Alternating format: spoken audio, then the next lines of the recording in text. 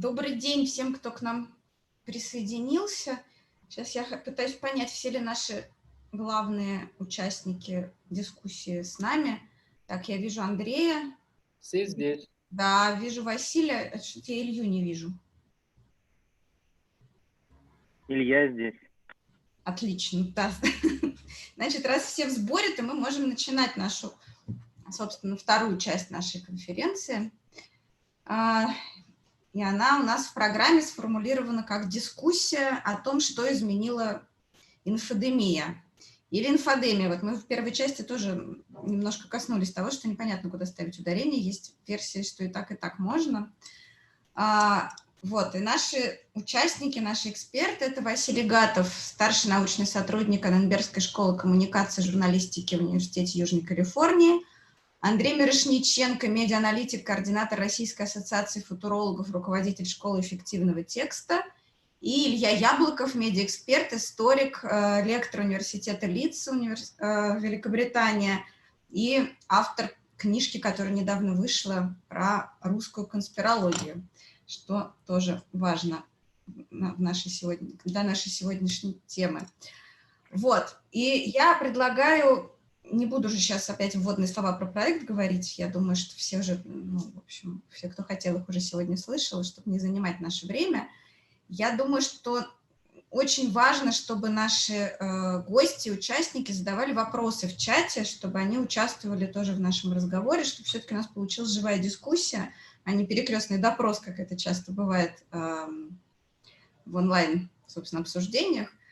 Вот, поэтому мы вас призываем всех участвовать. Если кто-то хочет голосом, то это тоже, конечно, возможно просто задать вопрос, но надо, наверное, все-таки поднимать, вот здесь есть функция поднять руку, и чтобы у нас не возник хаоса, чтобы все не включали микрофон одновременно. Если кто-то хочет задать вопрос лично, не через чат, то поднимите, пожалуйста, руку, и наши организаторы, которые будут за этим следить, они вас обязательно увидят.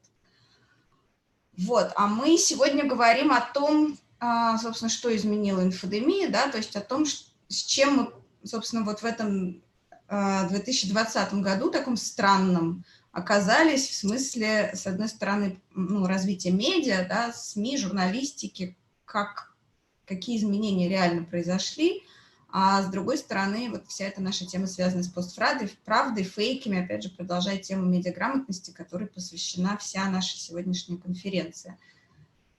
Вот, и поэтому мне бы хотелось, наверное, начать с того, чтобы спросить всех, наверное, по очереди, ответить на вопрос, а вы вообще думаете, что что-нибудь изменилось? Или это все-таки какая-то, была такая встряска, да, такой всплеск, казалось, что вот это вот расхожее выражение про то, что мир не будет прежним, вот и инфодемия, значит, тоже смела какие-то вещи, которые остались теперь в прошлом, а вот что будет, что какие-то происходят такие радикальные перемены.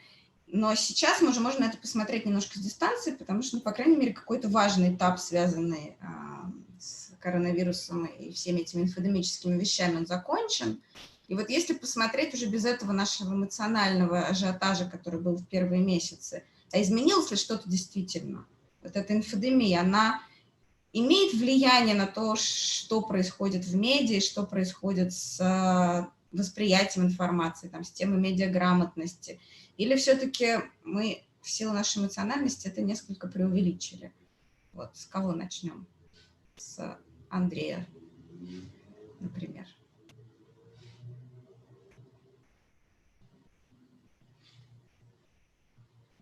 Все, у меня получилось, да. Добрый день, добрый день. Я хотел предложить начать по алфавиту, но потом подумал, что несправедливо к Илье. Да. Меня слышно, да? Кивните головой, Ксения, да, хорошо. Изменила ли что-нибудь эпидемия? Я думаю, что да, изменила. Первое и очевидное то, что было бы накопительным результатом на протяжении нескольких лет еще. Те изменения в медиа, которые происходили, они произошли быстрее, то есть просто это компрессия определенной динамики развития медиарынка. Это вот такой количественный, скажем так, результат, да, то есть сжалость, будущее сжалось, то, что должно было наступить послезавтра, наступит завтра. И есть качественный также результат, некоторые вещи изменились кардинально, например, не самое глобальное изменение, но кардинально изменилась тактильность людей. Люди перестали трогать посторонние предметы. С точки зрения медиа, к числу посторонних предметов, безусловно, относятся газеты. Это довольно грязная технология начала XVI века, да? Когда грязной краской пачкают грязную бумагу, и потом что-то надо брать в руки. Многие люди считали это достоинством этого носителя, потому что он создавал там некие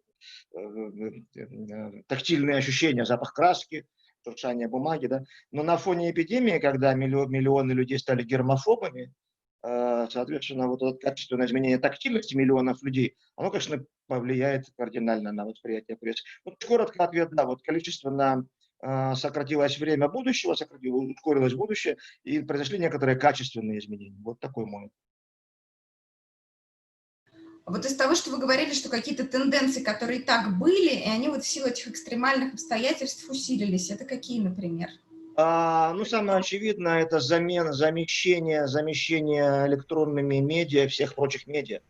Это замещение визуальными медиа, текстового медиа. Да? Zoom, TikTok, все, что вот произошло быстро, те медиа, в которых большая доля визуального восприятия, я скажу так, восприятия, не требующего грамотности, не требующего линейного усилия, не требующего усердия, усидчивости. Да? Вот это вот то, что происходило естественным образом, то есть переход от Гутенберга к цифровой эпохе, да, безусловно, ускорилось. И многие люди обнаружили, будучи вынужденными, и погрузились в эту среду и обнаружили, что можно, плохо, но можно жить так. Да? Можно проводить конференции по Zoom, и некоторые хвалят, говорят, что хорошо. Вот, можно делать многое в интернете и лишиться вот радости человеческого общения вынужденно, но можно. То, что должно было произойти еще лет 5, произошло там за 2 месяца. Это ускорилось тоже. Спасибо. Ну, тогда, если мы не по алфавиту, тогда придется следующему Илью спрашивать. Слышно меня, да? Супер. Спасибо. Мне кажется, что я буду говорить, конечно, с точки зрения того, что я изучаю, то есть теории заговора. Мне кажется, что здесь изменение одно. Скорость того, как быстро происходит цикл развития того или иного мифа конспирологического, и как быстро он распространяется через какие медиумы.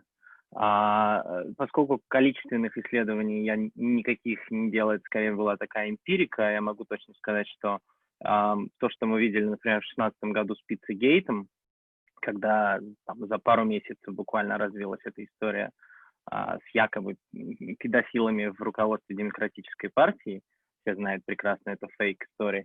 То, что мы видели, например, с вышками 5G и так далее, это, безусловно, невероятно, как быстро из одной культуры в другую прыгали разные мифы, как быстро они переводились энтузиастами, как быстро они находили свою аудиторию в новом национальном контексте и, собственно, завоевывали. То есть такого мы пока, я, например, не наблюдал. Это безумно интересно затем поизучать, конечно. Так что в этом плане скорость, то, что изменилось, явно, и это стало очевидно. А все остальное осталось прежним, мне кажется.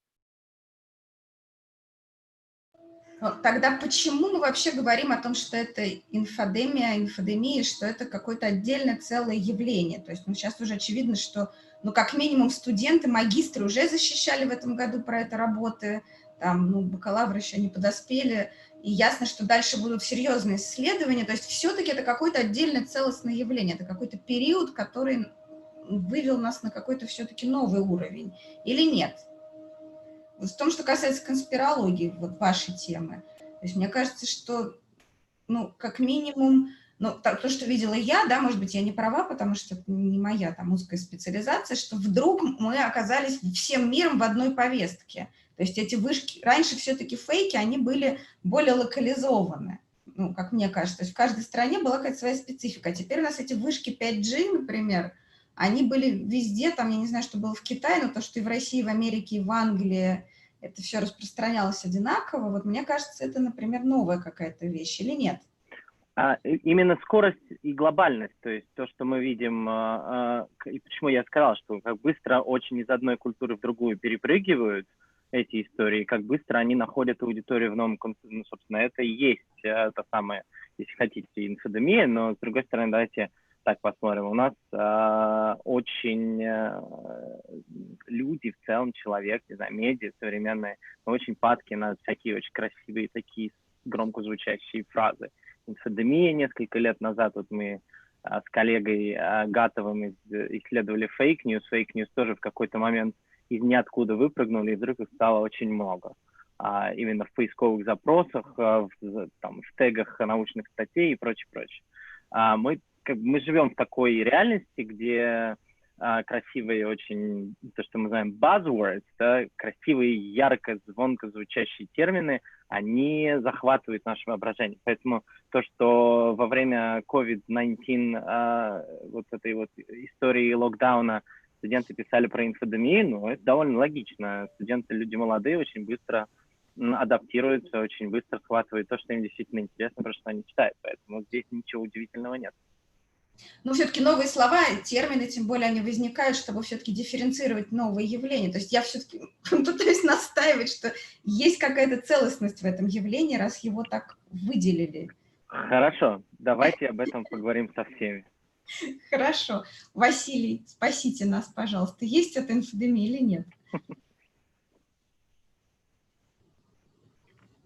Микрофон надо включить. Вот. Я соглашусь с Ильей в том смысле, что здесь buzzword имеет большее значение, чем содержание. Если с фейк-ньюс по результатам 5 лет исследований мы пришли к выводу коллективно, что это, ну, как минимум, достойно академического подхода, ну, потому что оно содержит специфические качества, которые там не попадают, например, под более знакомые нам определения дезинформации, пропаганды,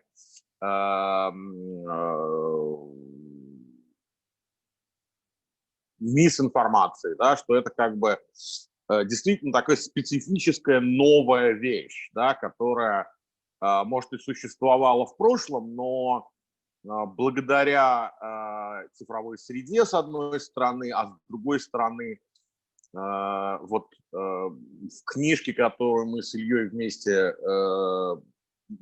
работали, Handbook of Conspiracy Theories, есть очень интересная статья о том, что одной из причин как бы новой природы конспирологии в мире является так называемая скоротечная эмпатия.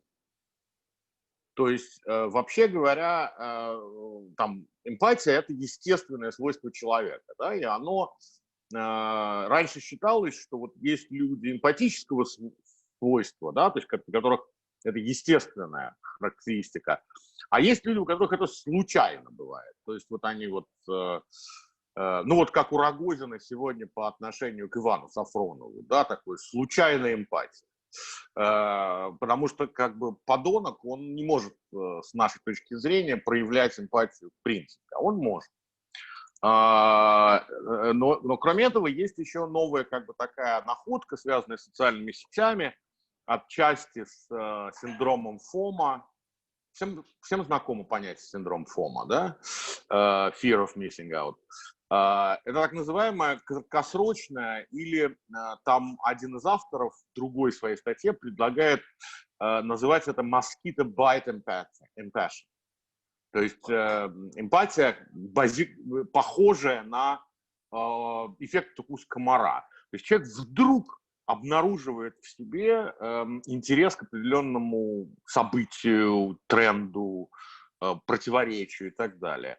И у него вспыхивает желание на 30 секунд, на 10 минут погрузиться в эту тему очень поверхностно, очень дилетантски, без знаний, но с очень сильным вот этим частоточным приступом эмпатии.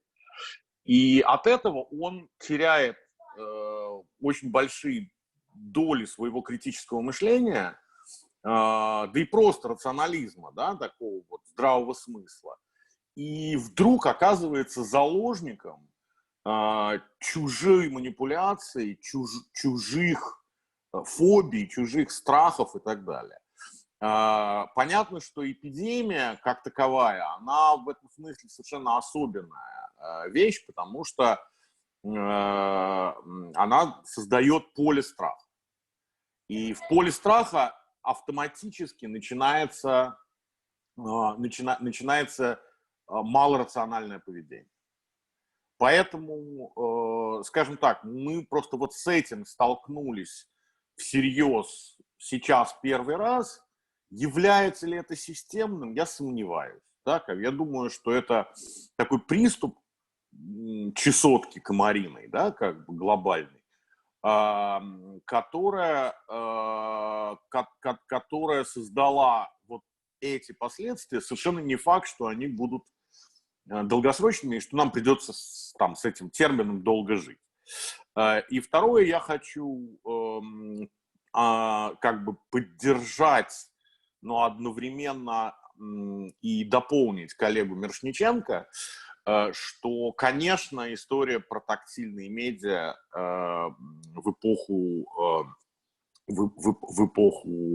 эпидемии просто ускорила процессы исчезновения бумажных носителей, особенно в смысле периодических бумажных носителей, просто невероятно. Да? То есть, когда мы 10 лет назад говорили, что газеты, я не помню, Андрей, ты говорил, в 2036 году последняя газета выйдет, то сейчас, на самом деле, этот срок придвинулся там в 2 раза, а может быть и больше, чем в 2 раза.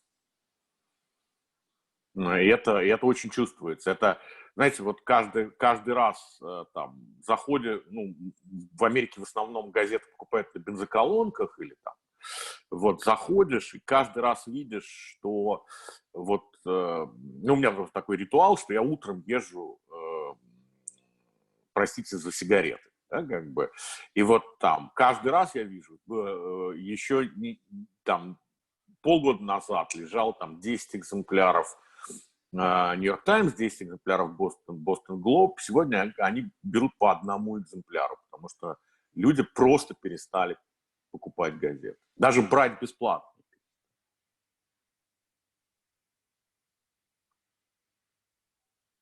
А что еще изменилось вот в смысле, если уж мы заговорили, собственно, про медиа как бизнес, как профессию, да, ну хорошо, ускорился процесс исчезновения бумажных газет, понятно. Хотя он уже давно перестроился, но тем не менее еще немножко перестроился в эту сторону рекламный бизнес, да? Еще нет, с рекламным бизнесом вообще очень все сурово и сложно, да, потому что дело не только в том, что он начал как бы менять свои привычки, это и перестраиваться на цифровую среду. Это как раз ничего страшного. Ну, как бы это было ожидаемо, никто особенно здесь не меняет прогнозов и не меняет своих представлений об этом. Но вот что важно, что параллельно с перестройкой на цифру идет и переоценка стоимости контакта, глобальной логики стоимости контакта. В ряде индустрий, таких, которые как бы связаны например, с телевидением, это абсолютно тектоническое событие, которое людей, ну, вот у меня просто есть несколько знакомых таких стратегов, медиа-стратегов и так далее. Эти люди пребывают в панике, в прямом смысле этого слова. И их тексты, там, даже просто какие-то личные заметки и так далее выдают ощущение, что они просто в панике, потому что они не понимают, как это теперь считать, каким образом заставить клиентов, то есть, ну, рекламодателей, платить за то, что те не могут подержать в руках. да, как бы, то, для чего нету нормальных метрик. И с другой стороны, новые носители, такие как там Инстаграм, ТВ там и так далее, предлагают разного рода, можно использовать слово фуфло, да, как бы, вместо привычных метрик там Kantar Media или Гэллопа. И в результате многие рекламодатели говорят: да ну вас, мы будем заниматься сами этим. И начинается как бы демонтаж системы агентств, которая, в общем, много десятилетий держала на плаву и обеспечивала рост и обновление состава медиа. Если это интересно, я могу отдельно об этом поговорить. Но, еще раз, это очень специфический вопрос, который будет, прежде всего, понятен тем, кто бизнесом медиа занимается. Да, но это тоже важно, потому что вот из того, что видела я, да, я, наверное, сейчас Андрея спрошу, как специалиста как раз, собственно, по текстам и журналистике, и вообще по медиарынку.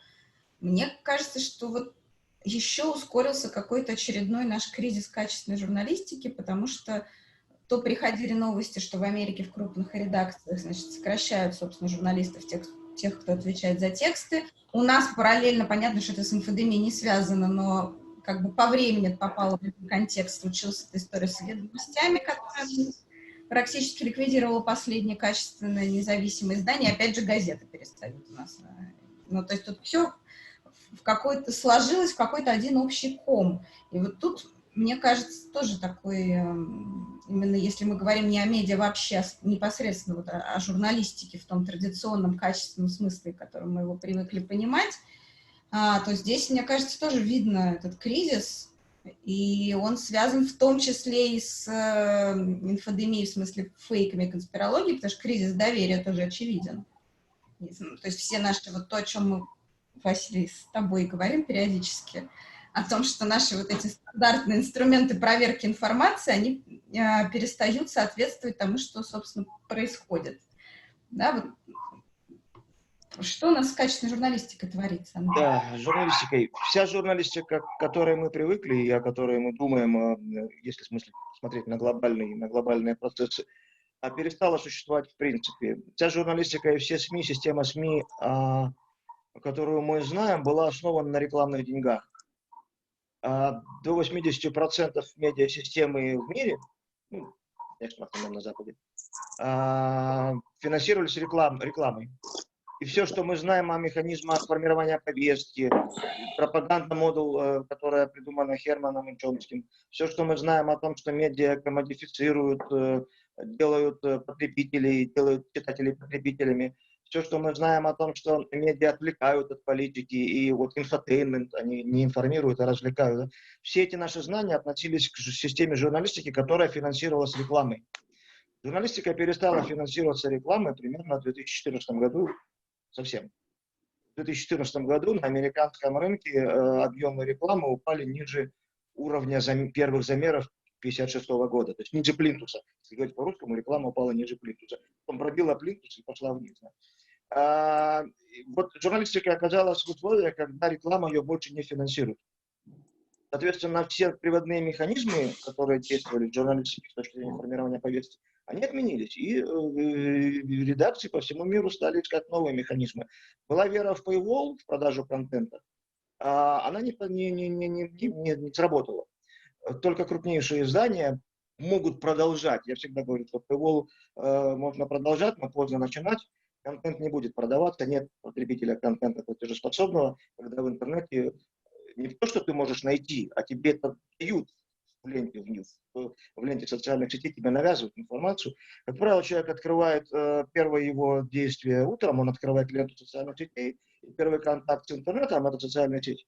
И там вся информация уже адаптированная, кастомизированная, она поставляется. Только потом человек, если захочет, пойдет на сайты СМИ. Вот, поэтому контент продавать бесполезно. Возникают новые механизмы финансирования. СМИ ищут эти новые механизмы. Но прежде всего обращают на себя внимание membership. То есть модель, когда люди платят за журналистику, потому что хотят ее поддержать. Идея, которая наиболее масштабно реализовывала Guardian. Вот. Но оказалось, что лучше всего membership работает не тогда, когда люди платят за журналистику как за явление, как за социальный институт, а когда люди платят за определенную политическую идею. Идея membership, она мутировала в идею поддержки политического кейса, в идею поддержки политического настроения. И крупнейшие paywall, как, например, New York Times, который недавно отчиталась о том, что установила новый рекорд по подписке 5 миллионов, совокупная подписка, да? И там 3,6, по-моему, цифровая подписка на новостные продукты. Это рекорд мира, это больше, чем ближайшие преследователи несколько раз. Они называют это подпиской, но они просят подписку как поддержку. Они не продают контент, это не транзакционная продажа. Они говорят, поддержите журналистику, мы боремся за демократию, поддержите журналистику. Они используют образ Трампа, когда просят подписку. Да? То есть они, по сути, просят своих лояльных читателей датировать деньгами как благотворительность в благородное дело. Спасение белых медведей, помощи голодающим детям по Волчьи и защиты демократии от Трампа. Да? Журналистика переходит в такой формат благотворительности, но политической. Возникает новая финансовая модель, она глобальная. Глобально все СМИ перешли от продажи рекламы к продаже политического кейса читателю, и вот они просят поддержать. Когда ты просишь кого-то поддержать, ты становишься зависимым от того, кого ты просишь поддержать. Наблюдаем такое явление, что все СМИ становятся зависимыми от своей аудитории. Так как бы это ни критиковалось тем же Тёмкиным, по-нашему, во времена рекламной модели, но редакции имели самостоятельность. Была так называемая стена, ее назвали стеклянная стена между редакцией и рекламным отделом. Да? Как построить стеклянную стену между редакцией и аудиторией? Это невозможно, да, потому что редакция работает для аудитории. И вот если аудитория датирует деньги вместо подписки, датирует деньги, чтобы поддержать журналистику, невозможно отгородиться от желания этой аудитории. Аудитория становится таким референтом контента и цензором, да, такой краудсорсинговое министерство постправды. Да. То есть газеты становятся, получая деньги от аудитории, они удовлетворяют запросы этой аудитории. Это прежде всего ведет к поляризации политической. Да. Мы видим, на два лагеря распадаются все СМИ, потому что нужно удовлетворять запросы аудитории. Вот, на мой взгляд, именно вот изменение системы финансирования с рекламных денег на читательские деньги, причем на особые читательские деньги. Читательские деньги, которые, по сути, есть донации, политические донации, привело к тому, что резко возросла поляризация, прежде всего, старых СМИ. Эта поляризация является гораздо более серьезной проблемой, чем фейк-ньюс. Фейк-ньюс – это, естественно, свойство среды, которое вызывает рано или поздно иммунитет. Вот поляризация основана на финансовом таком изменении. Да? Если рекламная система, она производила счастливых потребителей, рекламные СМИ в конце 20 века производили счастливых потребителей, то СМИ, основанные на дотациях, они производят сердитых граждан. И они продолжают производить сердитых граждан. Это вот глобальная перемена политико-экономическая.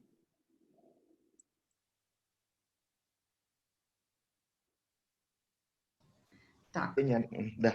У нас тут Анна Григорьевна Качкаева предложила в чате, возможно, эпиграф к нашей сессии, стихотворение Одена 1956 года. «Суждение образует мироздание, в котором все прослушан ехазам. Лгать может вестник, но не сообщение.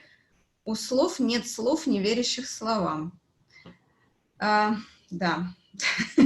Можно только согласиться и заметить, что интересно, читал ли Маклюин Одена. Вот мне сразу. Не слышал. Все интеллектуалы он читал. Там есть продолжение. Можно посмотреть. Спасибо большое. Да, вот поэзии как раз и не хватало сейчас вот к нашим этим капиталистическим соображениям Андрея. Вот. Я, потому что, когда это все слушаю, я, конечно, начинаю думать, что я ужасный романтик. Как научили в 90-е на журфаке, что такое журналистика и чем она должна руководствоваться. Я вот все пытаюсь понять, сохраним ли мы эту нашу романтическую модель в каком-то виде. В частности, поможет ли она нам все-таки как-то упорядочить в общественном сознании всю эту историю с фейками, с конспирологией, с постправдой. Если наши традиционные инструменты там, двух источников, на самом деле изначально их было 3, потом это правило свелось уже к 2 источникам, и прочих наших профессиональных стандартов, оно перестало всем обществом восприниматься как конвенция, да, отчасти потому, что действительно теперь медиаконтент производят далеко не только журналисты, и в основном не только журналисты, поэтому очень разные эти системы, в том числе этически, работают. А с другой стороны, действительно, в мире постправды, наверное, должны быть выработаны какие-то другие профессиональные стандарты. Вот я хотела Илью спросить, а вот профессиональная журналистика в этом мире конспирологии, вот это наше донкихотство, оно еще пригодится или уже нет? Ну, профессиональная журналистика, мне кажется, это единственный способ, чтобы хоть как-то доставлять качественную информацию. Я согласен с Андреем, что вот идет вот эта поляризация, и она на самом деле разрушает доверие. А доверие – это ключевой фактор, который позволяет, собственно, теориям заговора и прочим фейковым новостям становиться, собственно, популярным продуктом для шеров. Смотрите, я отдельно занимался историей российской журналистики, и как это, когда и почему это все пошло не так с точки зрения конспирологии. И в российском контексте, собственно, вот эта вот таблоидизация, когда разные слухи, сплетни, в том числе вот этой теории заговора, постепенно проникали, а затем завоевывали, собственно, мейнстрим, это началось примерно тогда, когда начала уничтожаться качественная журналистика. Мы можем говорить, безусловно, о ситуации 90-х, когда, собственно, этические стандарты, с одной стороны, были приняты частью сообщества, но в то же время большинство журналистов их все-таки не приняли и существовали как-то сами по себе или придумывали свои внутриредакционные стандарты. То есть вот это прекрасный пример «Ведомостей». Они поэтому мы всех и оплакиваем, потому что они хотя бы довольно открыто всегда говорили о своих принципах и придерживались этих принципов. Это нельзя было наблюдать, соответственно, там в большинстве СМИ в России. Так, собственно, теория заговора начала распространяться активно именно в российской журналистике в середине 2000-х. Поэтому здесь корреляция между тем, что уничтожалась качественная журналистика, журналисты вытеснялись из поля, скажем так, серьезной информации в поле таблоида, потому что, таблоиды были безопасны, это в принципе безопасно, и это приносит деньги. И в какой-то момент мы приходим к выводу, что в 2010-х годах это уже то есть любой мейнстримный телевизионный канал это таблоид по определению. Большинство сайтов, которые плюс-минус, может быть, хотя я не за деньги здесь, наверное, приносят какие-то деньги, это сайты с некачественной информацией, которые к тому же и продают разный трэшовый трафик и контент. Поэтому, собственно, здесь корреляция в российском контексте между исчезновением качественного журналистского контента, потому что мало кто из журналистов мог или хотел, поэтому здесь были совершенно разные причины. Следовать каким-то стандартам, подчиняться им, создавать те новости, которые они могли бы создавать, или уходить в таблоид, или уходить в инфотеймент и так далее и тому подобное, собственно, коррелирует с тем, насколько популярным в России становились теории заговора. Но и не будем забывать, что здесь все-таки роль политических элит и интеллектуальных элит тоже важна. И в этом плане российская, конечно, история, как и любая национальная история, она уникальна. Но вот мы посмотрим, например, на кейс Соединенных Штатов Америки, и мы здесь видим прекрасный пример Дональда Трампа, который был, собственно, первым президентом, который активно использовал теории заговора в своих кампаниях и до сих пор продолжает использовать. До него, скажем так, топ политической элиты США не использовала, ни в коем случае не опирался на такого рода истории, потому что не понимали, они тут же окажутся, собственно, такими париями. То есть они будут исключены из пула серьезных, скажем, мальчиков, девочек, с которыми стоит говорить. А Дональд Трамп попробовал первый раз, проиграл в 2011-2012 году. Я вам напомню, что он, собственно, был очень большим фанатом и очень активно продвигал историю с тем, что Обама не был рожден в Соединенных Штатах, а был рожден в Кении, а его свидетельство о рождении, собственно, было подделкой.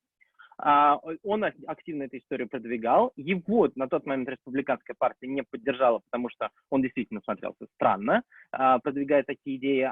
Собственно, через 4 года он смог победить. Хотя он тоже очень аккуратно там подходил к этому контенту, очень аккуратно твитил. Просто потом, когда он уже стал президентом, он уже понял, что, в принципе, его уже ничто не ограничивает, и он, и, собственно, его команда стали достаточно активно вовлекаться в это производство фейковых новостей и прочих мифов.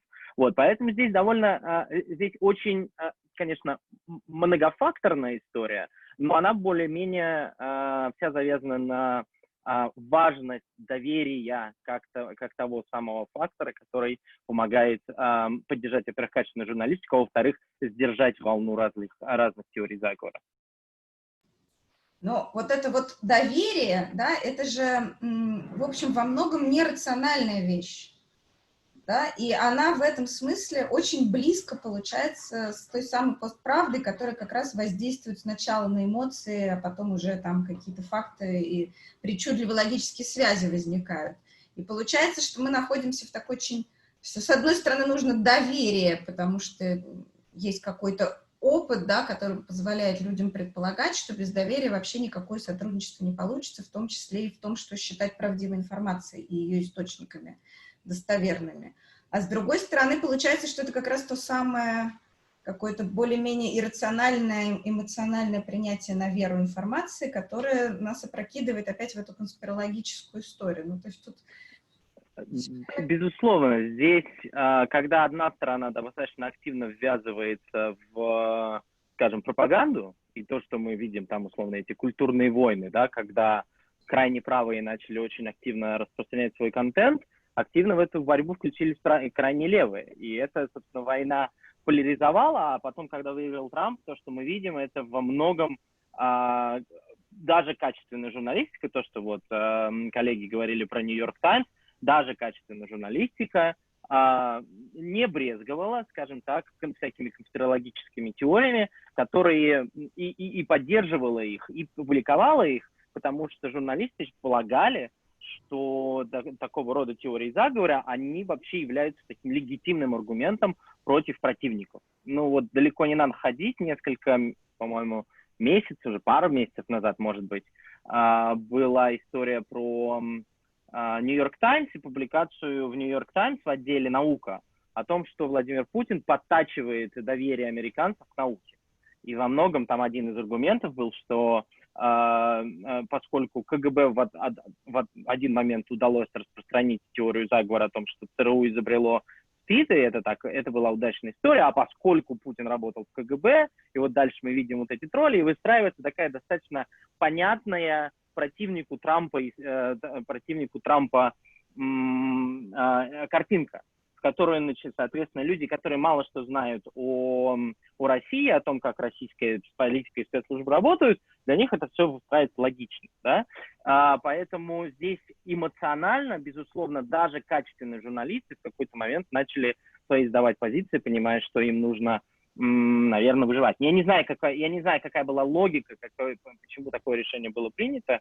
Для меня, на самом деле, вот с точки зрения, если говорить о доверии не медиаэксперта, а читателя, который платит, собственно, за эту качественную журналистику $5 в месяц, по-моему, не помню. Но для меня это достаточно важный фактор. Ну, то есть, получается, что они сами деконструировали это старое доверие. Во многом, да. И во многом им теперь надо его возвращать, я так полагаю. Ну, то есть мы теперь имеем дело с такой ситуацией. Вот Андрей утверждает, что вообще вся эта старая система конвенции относительно качественности СМИ, профессиональных стандартов, она была возможна только при старой модели бизнеса, да, при старой рекламной модели. А при этом, с другой стороны, у нас, значит, вот вся эта эмоциональная конспирологическая история, которая тоже размывает сами принципы проверки информации, которые теперь, очевидно, чтобы быть убедительными, должны быть другими. А с другой стороны, людям все-таки нужны какие-то надежные источники. И вот вопрос, а что у нас теперь будет считаться надежным, по какому, на каком основании, если уже не Нью-Йорк Таймс, не Ведомости, а что тогда? Сейчас вот я задам этот вопрос, наверное, Василию, пожалуй. А потом я вижу, что Илья Бер хочет спросить, и я ему тогда дам слово. Хороший вопрос. Что является новым стандартом доверия? Пока, как мне кажется, в целом, один из стандартов сохраняет свое место, это крупнейшее информационное агентство. Они немножко позже, чем обычные средства массовой информации, в смысле, ну, рассчитанные на потребителя, задумались о том, чтобы себя, как это называется в MBA жаргоне, переизобрести, но в отличие от газет, даже телевидения, подошли к этому, ну, существенно более системно. В отличие, ну, во-первых, все-таки агентств значительно меньше, особенно глобальных, да, их там по пальцам можно сосчитать. Во-вторых, во многом они представляют собой национальные бренды, даже не обязательно являясь государственными или общественными, но будучи совершенно частными, как Рейтер или Bloomberg. Но они как бы сложнее устроены с точки зрения брендов и своей логики, чем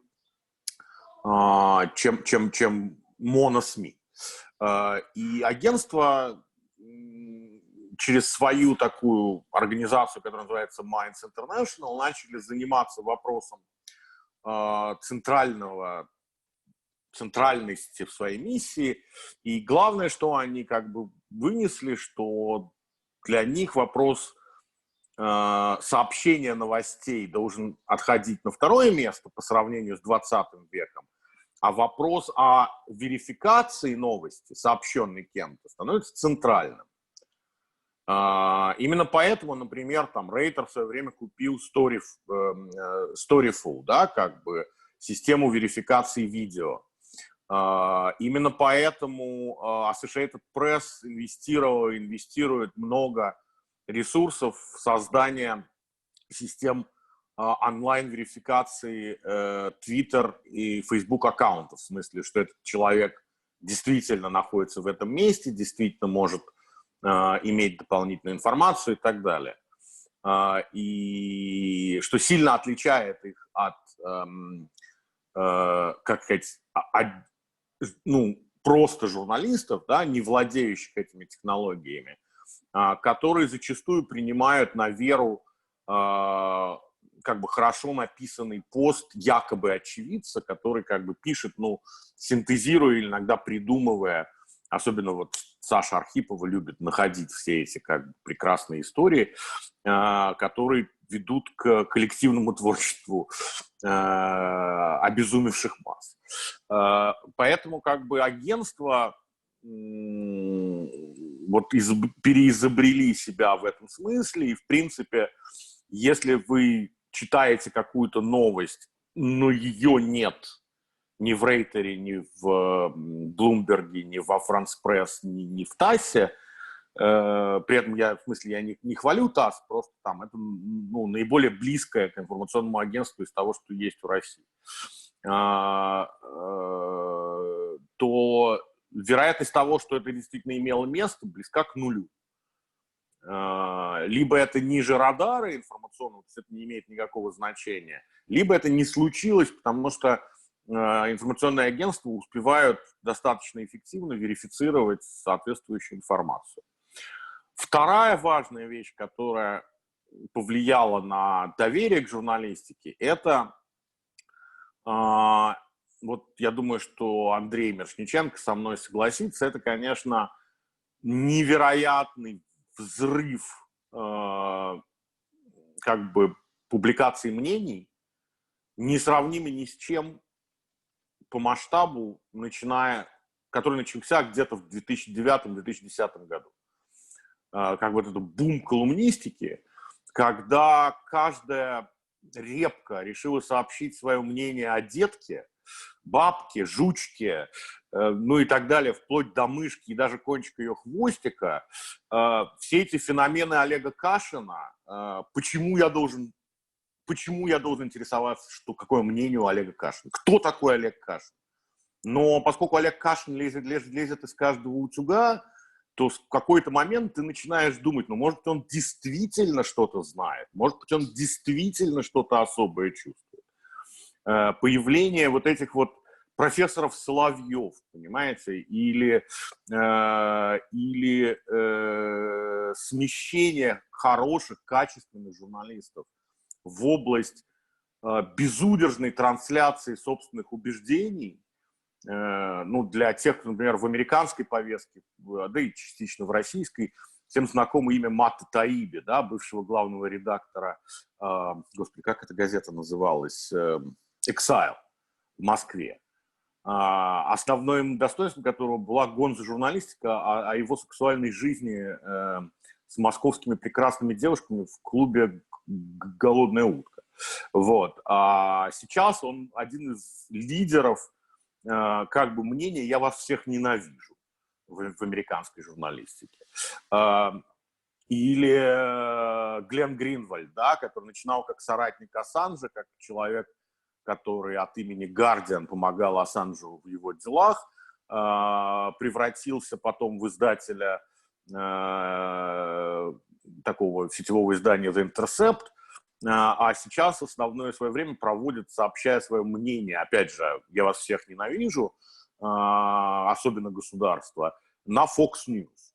То есть вот это вот как бы безумное усиление и увеличение влияния колумнистики, которое мы наблюдали последние 10 лет, оно, конечно, тоже сыграло свою роль, потому что у частных людей, которыми являются авторы колонок, могут быть самые парадоксальные, зачастую близкие к конспирологии мнения, и они, конечно, влияют на массовые аудитории. Причем удивительным образом они влияют. Я просто хочу сразу ответить на вопрос одного из слушателей, что есть большая доля людей, которые никакой цифровой среде либо доступа не имеют, либо не хотят иметь.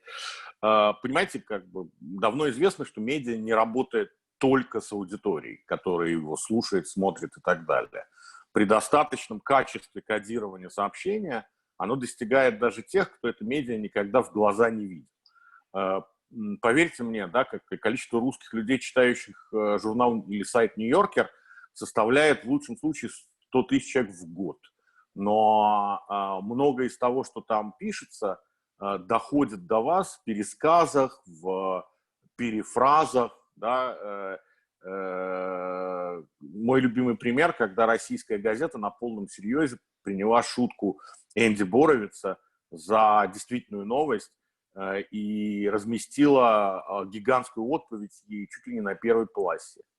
Вот. Так что вот, пожалуй, может быть, я немножко сумбурно, но, мне кажется, важные вещи высказал по этому поводу. Подводя итоги, рецепт такой: мнения должны быть девальвированы окончательно, а ценность информационных агентств как бы продвинута. Ну да, я бы так сказал, что на сегодняшний день, если вы пугаетесь неправды, то любое информационное агентство, даже плохое информационное агентство лучше, чем обычная СМИ, сингулярная, в смысле, вот как бы на мононоситель как бы направленная. Ну, кроме Риафан, наверное, все-таки, да?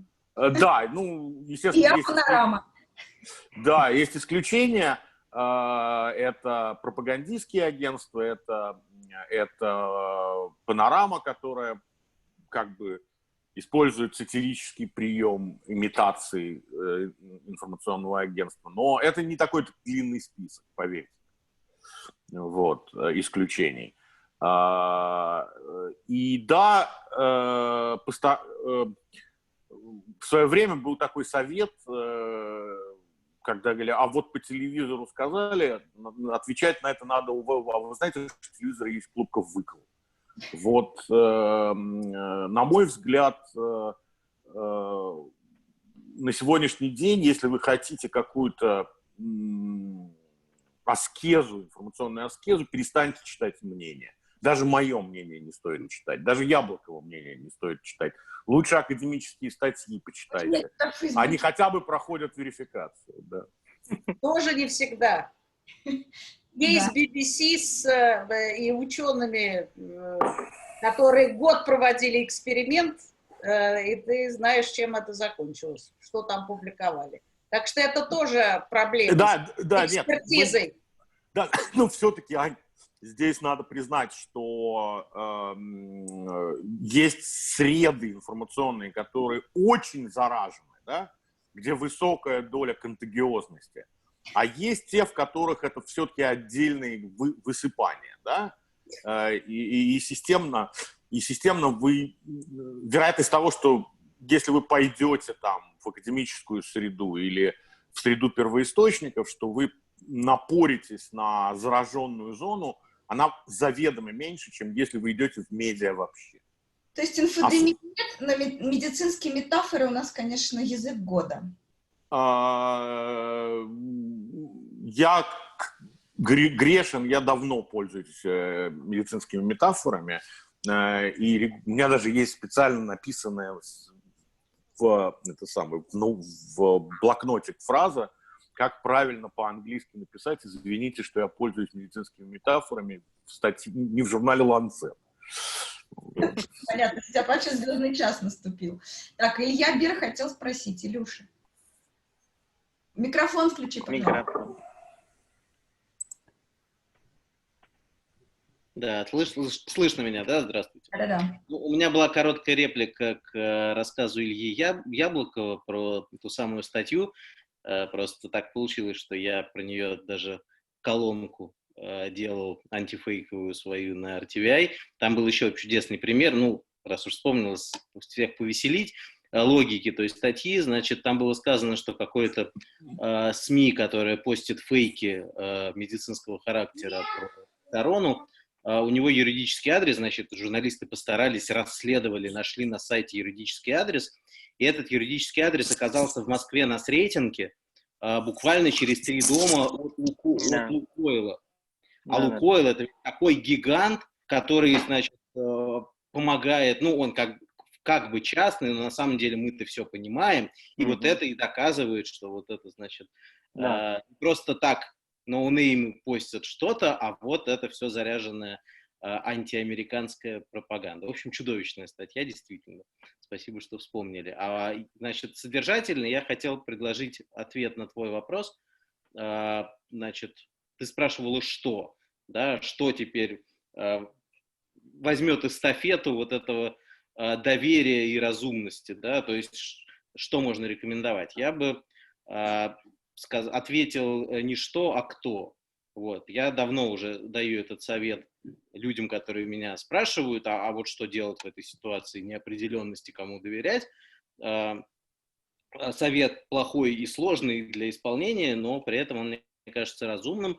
Follow the personality. То есть выбирать себе благодаря определенному количеству времени, которое вы затратили уже на чтение разных СМИ, смотреть, кем подписаны статьи, и дальше искать этих людей в соцсетях и следить за ними там. Не для того, чтобы в первую очередь читать их мнение, о чем говорил Василий, а за тем, чтобы следить, куда они переходят. Сегодня они пишут в этом издании, завтра в другом, послезавтра в третьем. В сегодняшней ситуации эти процессы происходят все быстрее, и бренд, да, ну, классический пример, бренд Лента.ру, за которым скрываются уже там 4 разных абсолютно издания, разных редакций и всего прочего, да. За этим читателю следить сложнее, а следить за конкретными людьми и, исходя из того, что свою репутацию, единожды наработанную, они сдадут в последнюю очередь, хотя некоторые сдадут, как мы знаем, да, но все-таки, значит, здесь есть некоторая сложность, да, вот это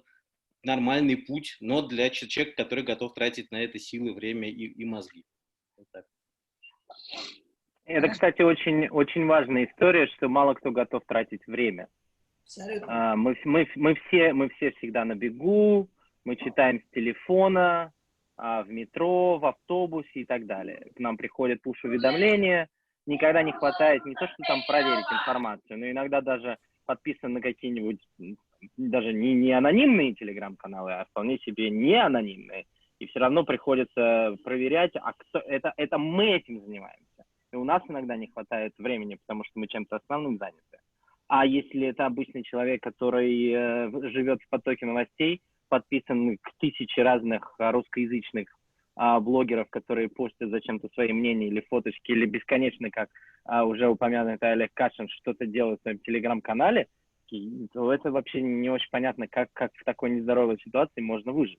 С другой стороны, это ответ на вопрос, вот что вот эти индивидуальные, ну, назовем их блогеры условно, или авторитетные, в кавычках, авторы. Ведь именно благодаря тому, что пользователь, рядовой пользователь социальных сетей как бы что-то о них знает, информация от них быстрее доходит до уха одного конкретного вот этого Ивана Иванова, который живет в условном городе Саранске или Архангельске. Потому что выстраивается через знание его, выстраивается доверие. Потому что у этого человека помимо там, условно, телеграм-канала и Facebook страницы еще есть, например, Инстаграм.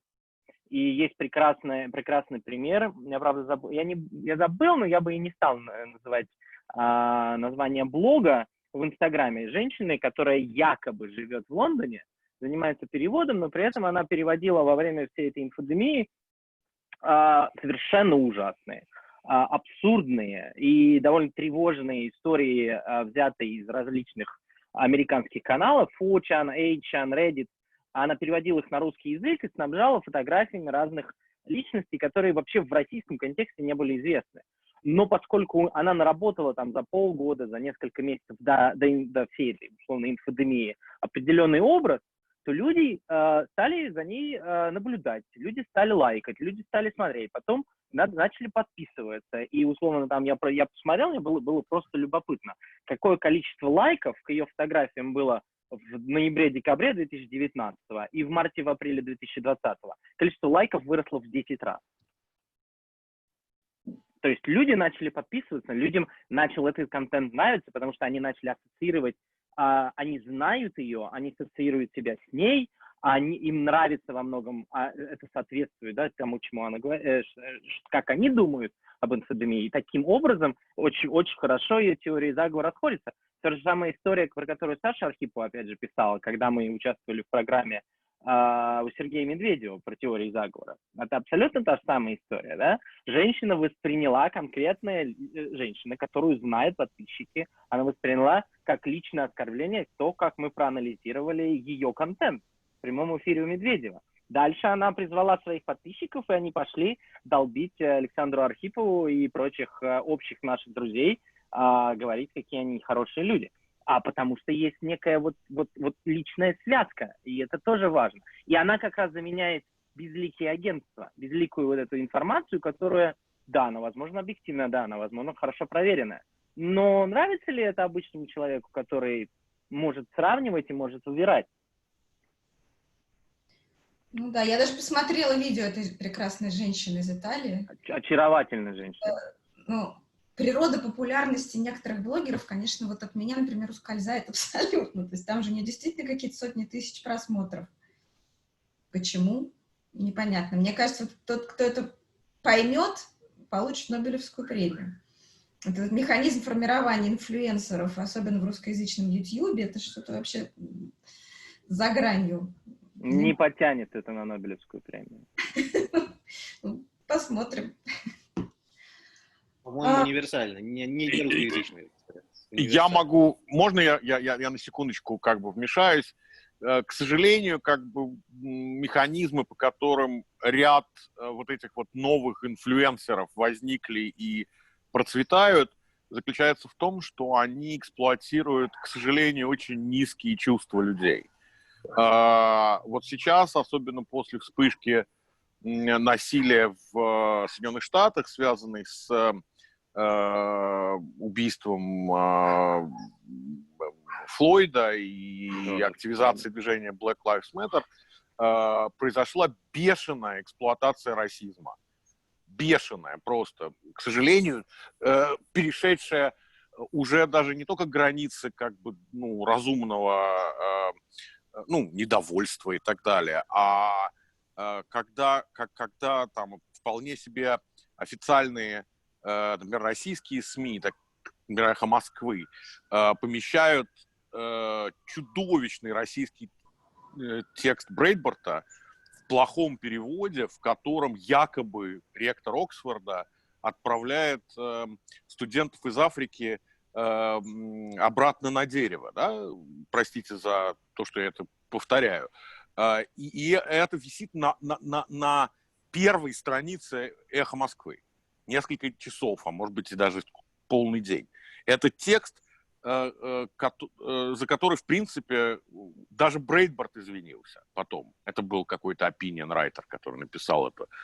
Как бы должен был ответить ректор Оксфорда на Black Lives Matter и желание студентов убрать памятник Сесил Ротсу и название стипендии Ротса из оксфордского как бы словаря брендов.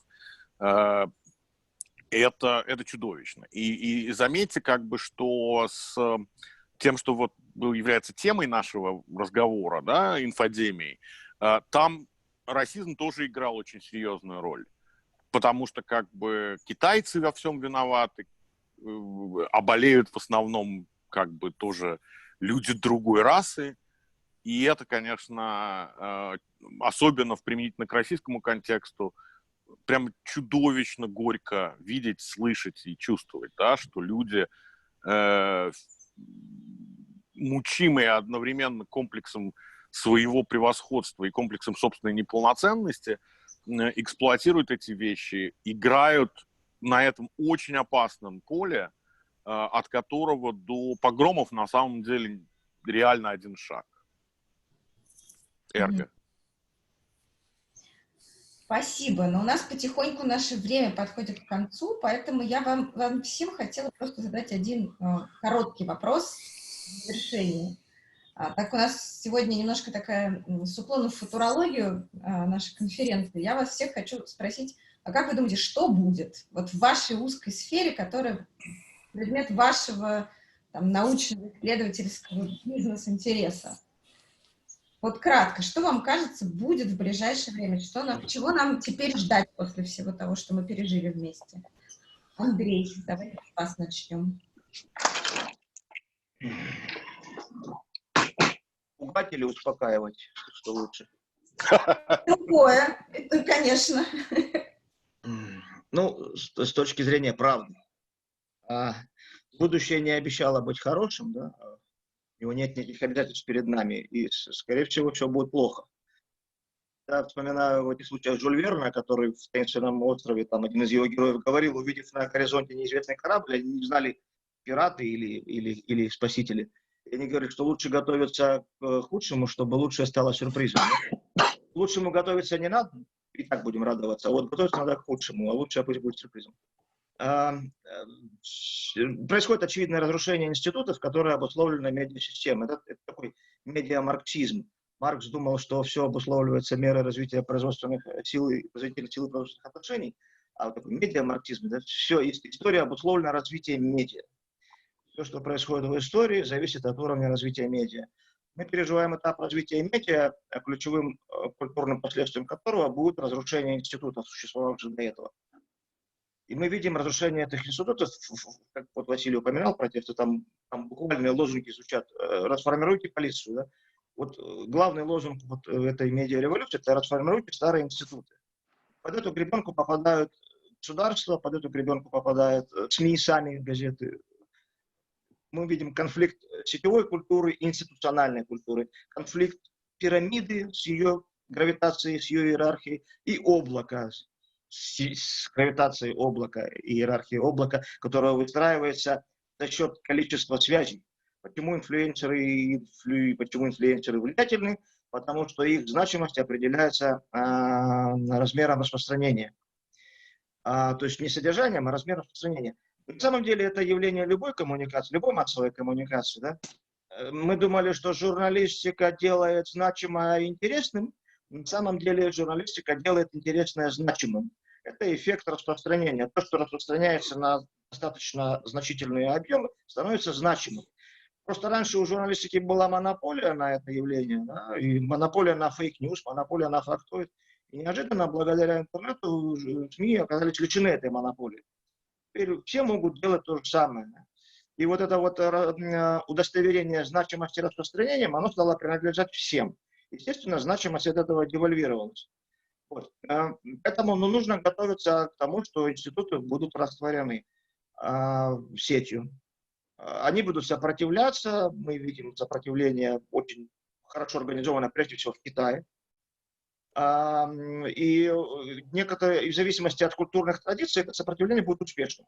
В Китае, в России сопротивление сетевому воздействию, культурному воздействию сети, оно довольно успешно.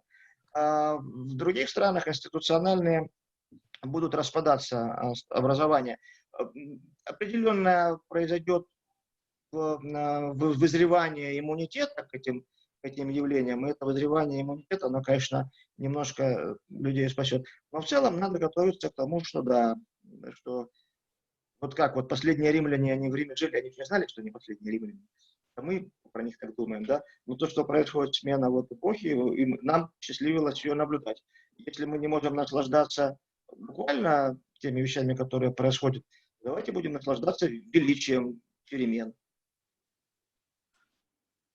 Спасибо. Илья, что будет?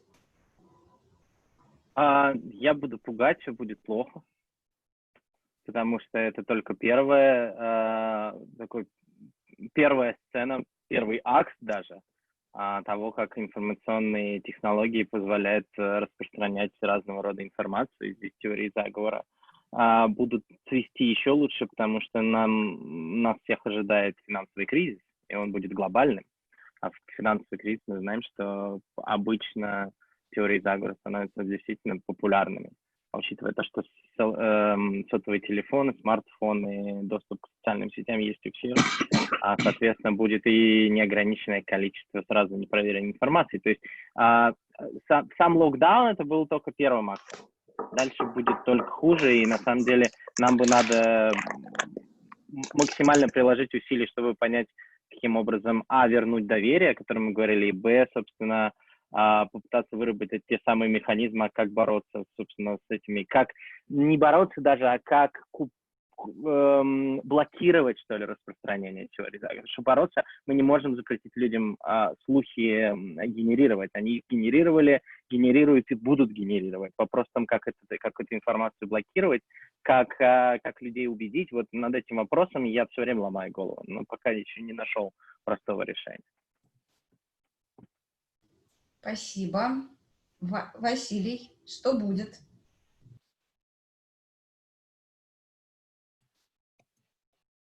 Микрофон включить надо. Слышно меня? Я не буду смотреть очень далеко, я постараюсь обойтись более краткосрочным прогнозом. Очень многое будет зависеть, по крайней мере, в той части земного шара, в которой сильно воздействие Соединенных Штатов, информационное и политическое, идеологическое, от результатов выборов президента в ноябре. Ну и, собственно, от того, что произойдет после этого, потому что Америка полна полуистерических предположений, что Дональд Трамп не смирится с поражением. Но если как бы в Америке, в Белом доме придет смена караула, и у, возможно, приходящей к власти демократической администрации найдется достаточно инструментов для того, чтобы ввести политическое поле Америки в более сбалансированное состояние, начать национальный диалог и так далее, то ситуация может улучшиться, но временно. К сожалению, Илья прав, нас обязательно ждут впереди кризисы, и, к сожалению, общество показало, что оно не готово ни с точки зрения своего медиаобразования, ни с точки зрения своей грамотности в вопросах использования всего арсенала современных СМИ к вызовам подобного рода. В некотором смысле мы, конечно, стоим перед большими неприятностями, но у нас может, если американская политика позволит, появиться некоторый период для того, чтобы к этому подготовиться, имея более рациональных людей в Белом доме, не склонных к употреблению самых злобных ядов, изобретенных в рамках этого вот последнего десятилетия медиафрении.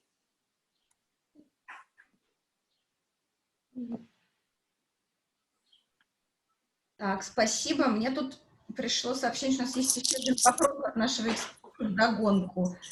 Катя, слово. Задай вопрос, пожалуйста. Всем добрый день еще раз, коллеги. У меня на самом деле вопрос к Илье. Илья, привет. Привет. У меня было в какой-то момент ощущение, честно говоря, оно было в марте, что ценность журналистики как профессии может все же возрасти вот в контексте инфодемии, потому что у меня было вот такое ощущение, я для себя сравнивала во многом журналистов с врачами, то есть это две таких вот основных, ну, как бы группы, которые контактируют с той реальностью, в которой мы сегодня живем. И вот у меня как раз вопрос, как ты считаешь, может ли все-таки вот эта ситуация дать какой-то ресурс вот этого возвращения доверия или нет?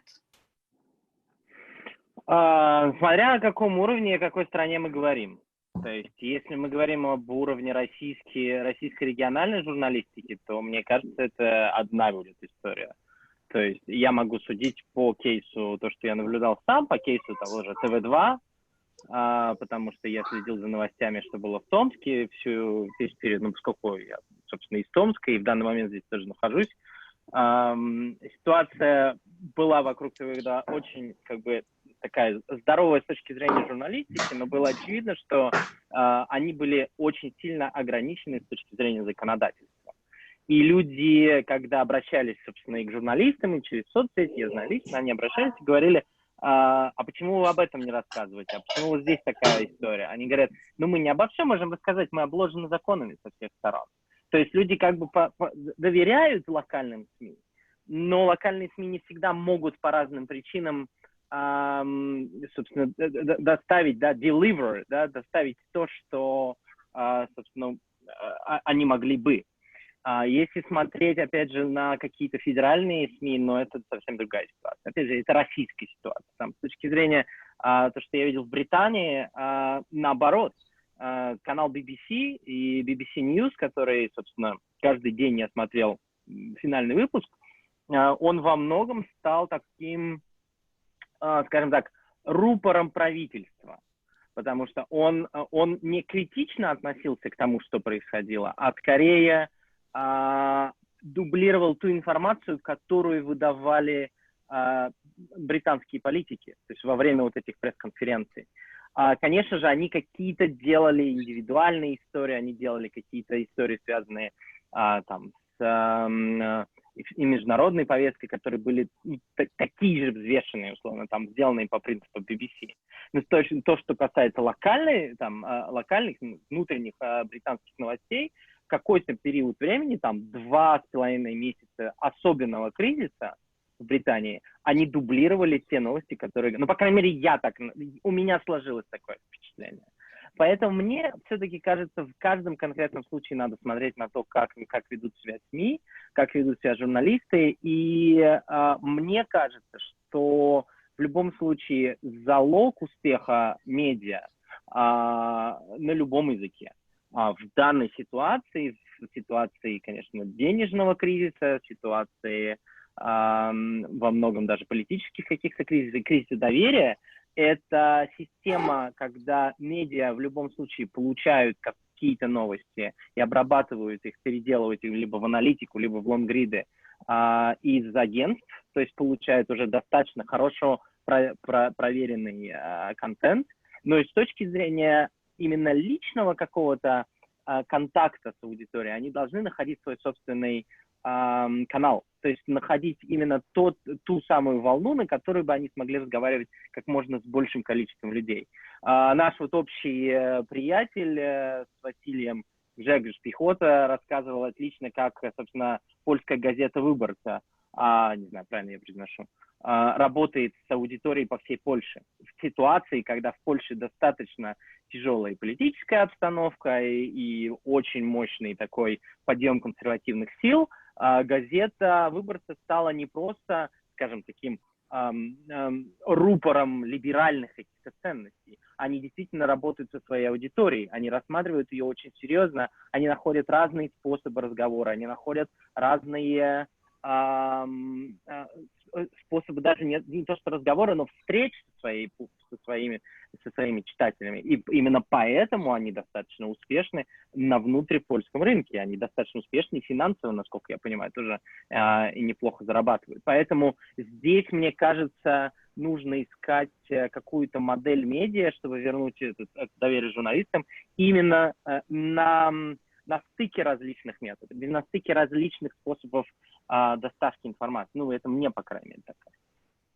Да, спасибо. Я просто еще думала о том, что, собственно, обсуждала с действующими журналистами, как вообще можно обрабатывать вот эту гражданскую низовую повестку, все эти истории «Моя тетя в больнице», и «Помогите, что мне делать». То есть, очевидно, есть вот этот официальный уровень, который выходит, да, и для него есть инструменты, способы обработки, верификации и так далее.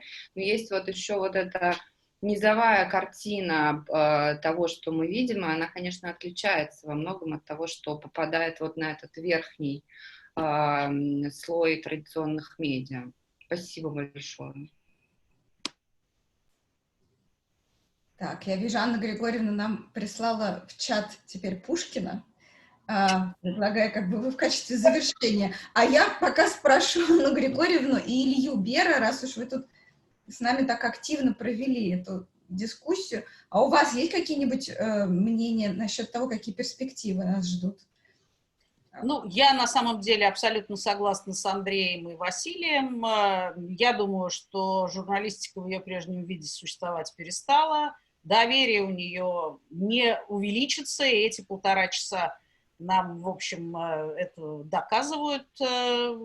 И, вероятно, это действительно только эффект развития здравомыслия и критического восприятия, которого не сильно много у граждан, но иммунитет выработается. А вот механизмы того, что и как будет делать, не знаю, не журналистика, а производители медиаконтента, так бы я сказала, в цифровой среде, которые берут на себя ответственность и идентифицируют себя в прежних категориях качественной журналистики, наверное, вот эта выработка чего-то в результате произойдет. И мне кажется, что какие-то тенденции к этому все равно существуют, как в агентствах, которые создают очень разнообразный теперь медиаконтент, как у внятных медиаорганизаций, которые себя не позиционируют как СМИ, начиная от медиазоны, кончая там ОВД-инфо и таких дел, которые как раз работают на междисциплинарных стыках и являются скорее, опять же, вот этими креативными медиа.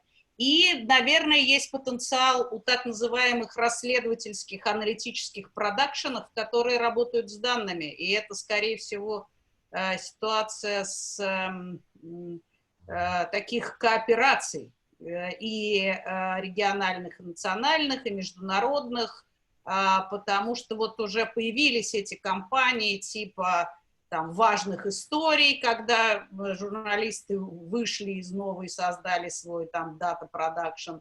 Я так понимаю, что еще вот некоторые на подходе, наверное, это будет происходить, потому что это не про мнение. Ясно, что, конечно, всегда есть вопрос, с какими данными, до какой степени сырыми, открытыми и прочими это работает, но, тем не менее, если это квалифицированные люди, которые про это понимают, то тоже, наверное, есть шанс. Другое дело, что это трудно очень продвинуть вот эту самую массовую аудиторию, которая скорее поверит Регине Тидоренко или какой-нибудь бьюти-барышне с разговором о там, очередной соде или каком-нибудь чудодейственном средстве, чем будет читать выкладки, визуализированную инфографику, ссылки на документы и так далее, и так далее. Но я думаю, что это все равно вопрос такой эволюции, изменения к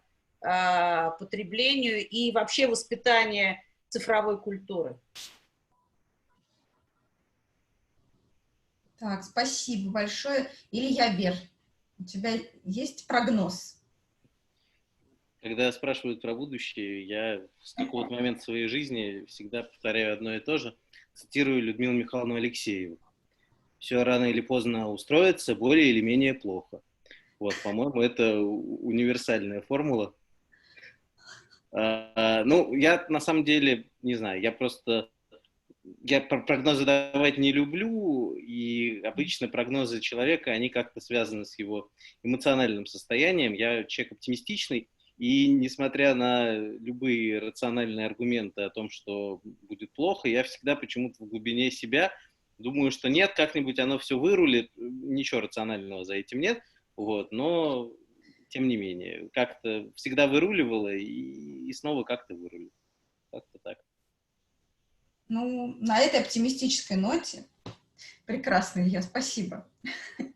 Спасибо вам большое за эту дискуссию. У нас будет запись, которой мы потом можем все поделиться, расшарить ее где хотим.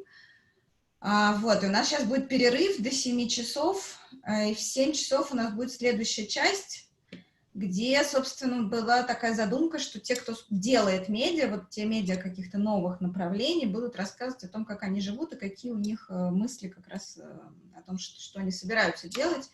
Но первой участницей этой сессии должна была быть Таисия Бекбулатова. Она должна была рассказывать нам, собственно, про свой холод и про все остальное. Но сегодняшние события, конечно, делают название нашей конференции несколько саркастичным насчет медиа 2020 перемены. Вот перемены нам сегодня явили. Таисия, к сожалению, на допросе ФСБ, судя по всему. Уже вышло. Уже вышла, пока мы тут разговаривали. Да. Да, только что вышло. Вряд ли она сможет к нам присоединиться. Мы, конечно, будем на это надеяться, но это было бы совсем уж странно. Вот, но слава богу, что вышло хорошо. Это уже, вот, Илья, смотри, оптимистические прогнозы начали сбываться. Прям сразу. Да, у меня тоже есть всплывающий пуш медведя. Я не смотрела. Спасибо вам всем большое. Тем не менее, если вы захотите к нам присоединиться в 7 часов для нашей последней сессии с теми, кто делает медиа, мы вас очень-очень ждем. Спасибо и надеемся, что мы еще встретимся в офлайне и что эта наша конференция не последняя. До свидания.